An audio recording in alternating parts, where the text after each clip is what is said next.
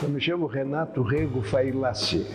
Nasci em 16 de maio de 1932, em Porto Alegre, onde trabalhei toda a vida, nunca trabalhei em outra cidade.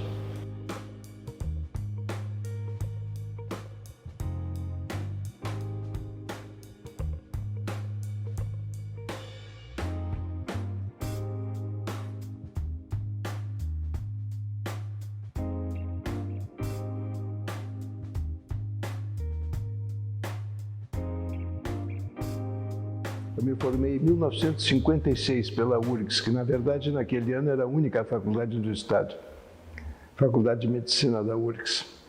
Eu não fiz residência, não fiz mestrado nem doutorado, porque na época não se usava. Eu sou doutor em medicina apenas porque defendi uma tese, um trabalho científico feito no laboratório, curto, e que foi aprovada. Quanto aos professores, havia na época o sistema de cátedra, que o professor tinha, que era catedrático, ele tinha integral autoridade sobre a matéria que estava educando, e tinha, quando casos de clínica, tinha uma enfermaria própria da Santa Casa para cada um deles. Eu frequentei todas elas e tive alguns professores que foram realmente brilhantes. Rubens Maciel foi meu professor, Rubens Mário Garcia Maciel, de Livramento, mas que foi um cérebro brilhante. E um dos que foi um dos maiores médicos nossos aqui, Eduardo Zácaro Faraco, que teve o privilégio, inclusive, de abrir o Hospital de Clínicas para todos. Eduardo Paglioli também deu-me aulas, embora fossem extraoficiais, que eu me dava muito com ele, e eram excelentes. E os professores da minha época, quase todos ficaram com um nome que até hoje se fala neles. Sim, recebeu uma bolsa do Conselho Britânico em 1965 e estudei 6 meses na Inglaterra, 5 deles em Oxford, na Blood Coagulation Research Unit e a Radcliffe Infirmary.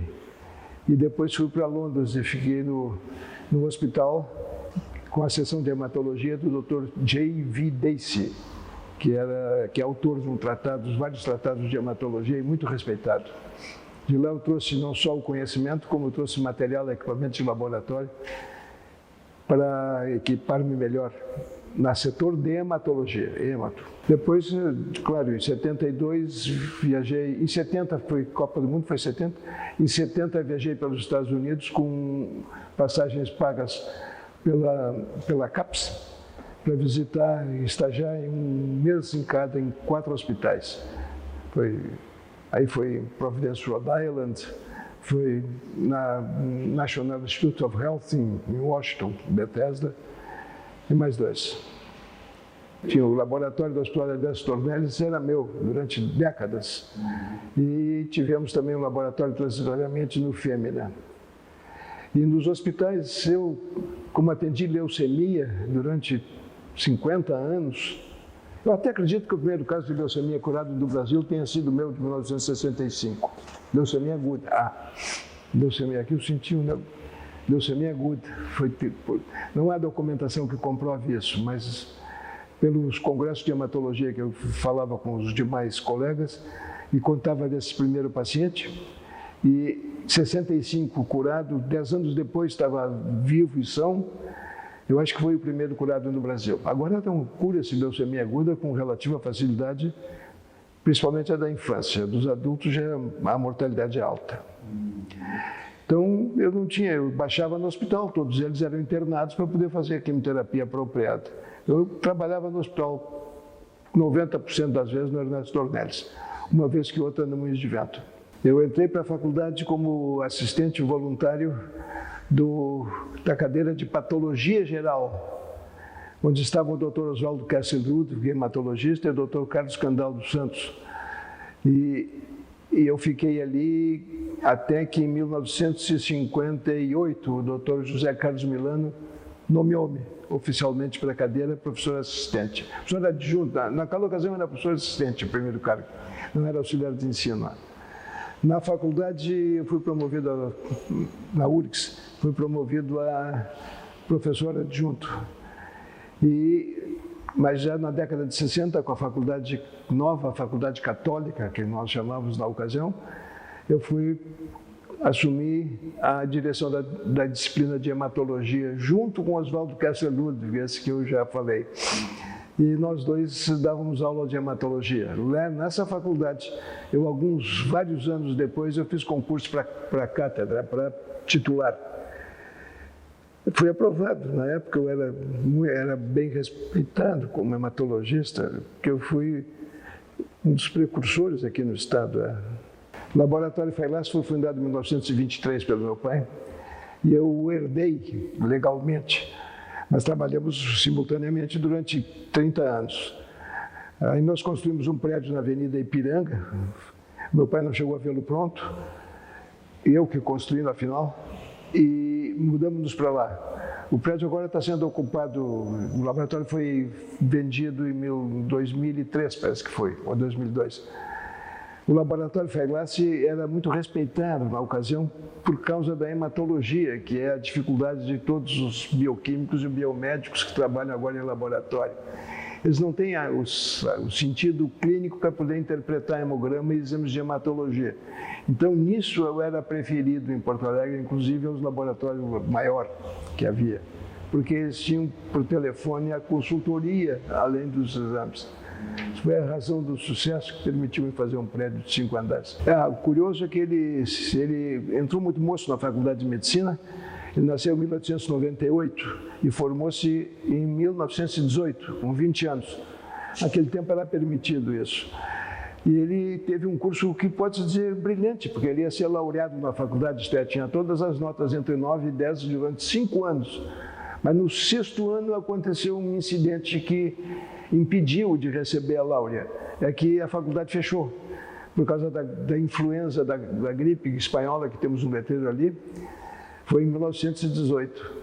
E essa gripe espanhola ele não contraiu, mas fez com que a faculdade fechasse. E então, o pessoal daquele ano, a turma do ano, formou-se por decreto do presidente da República.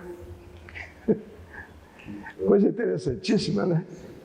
Formado por decreto. Em seguida, ele viajou para o Rio de Janeiro para se aprofundar em saúde pública, sanitarismo, como se diz até hoje.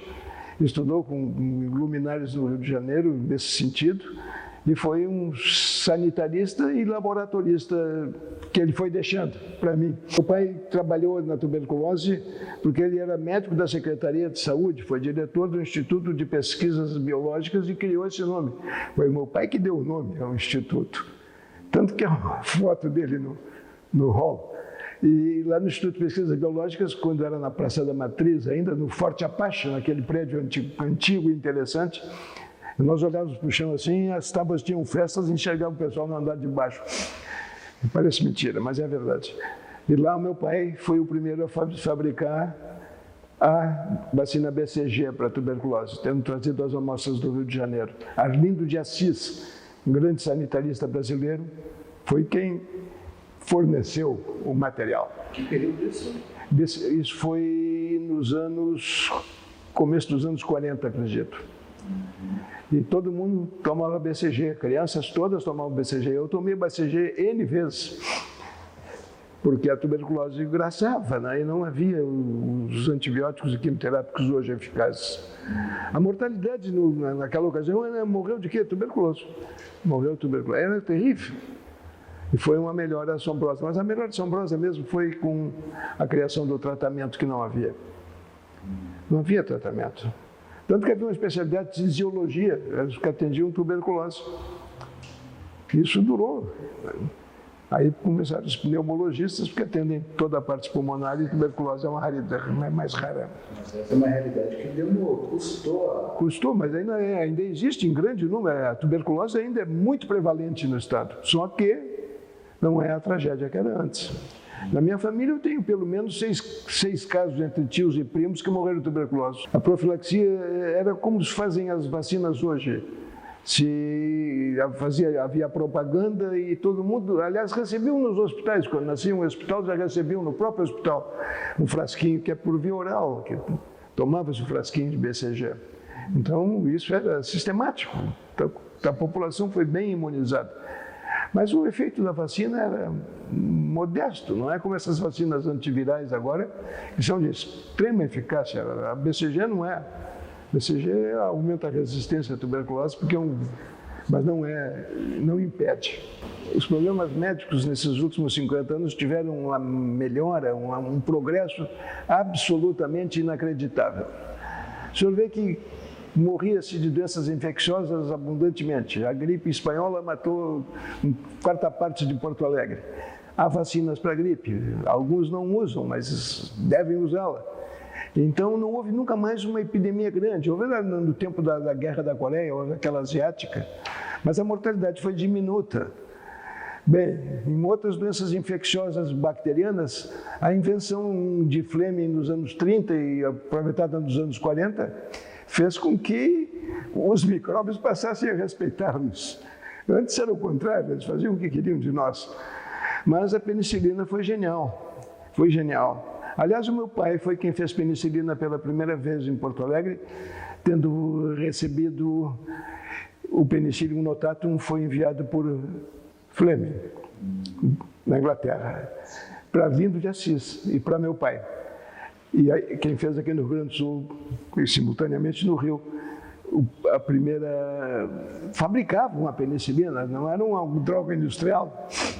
E o começo da penicilina, nos anos 40, o Instituto tinha um jarro grande, enorme, cheio de material de Penicillium notatum, tinha que filtrar aquilo tudo, colocar em ampolas, doíam as ampolas, e era um escândalo em Porto Alegre o que acontecia, porque pessoas com doenças infecciosas graves, como osteomielite, que não curavam nunca, batiam na porta de minha casa e no instituto, seguidamente querendo penicilina, porque a produção era limitadíssima. Eram dois, fosse o meu pai, mais dois fosse outros, trabalhando dentro do instituto sem finalidades lucrativas. Ela era dada naturalmente. Aí, felizmente, dali uns 3 anos ou 2 anos, as indústrias farmacêuticas assumiram. A minha mensagem é que a única coisa que ainda vigora com absoluta segurança para nós médicos e que nos reúne é o juramento de Hipócrates. Mantenham-no.